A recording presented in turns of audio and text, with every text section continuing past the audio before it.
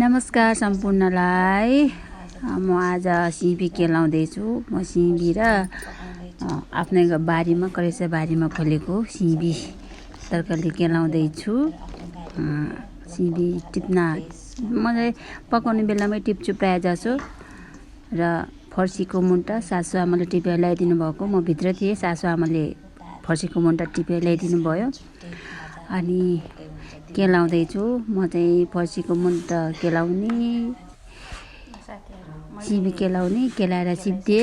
अब यसलाई धोइधाइ गरेर अब चाहिँ यो फोहोर चाहिँ फर्सीको मुन्टो र सिमीबाट निस्केको फोहोरलाई फालेर त्यहाँदेखि कराही बसाले ग्यास बोले, ग्यास बालेर तेल पनि हालेँ मैले। अनि तेल हालेपछि प्याज पनि हालेँ है।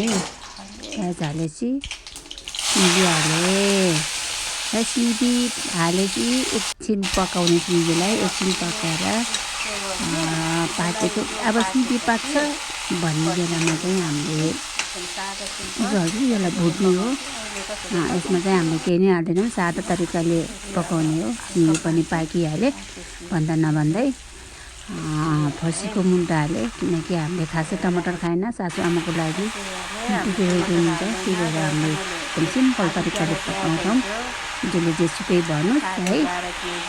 यस्तो गरेर हामीले पकाएँ, आफ्नै बारीको है। प्रायः मैले तरकारी किन्दैन, यति किसानी हो गर्छु। बनतिर जान्छु, निहुरो ल्याउँछु, पकाउँछु। निहुरोको भिडियो नै आउँछ भोलितिर, अस्ति टिप्न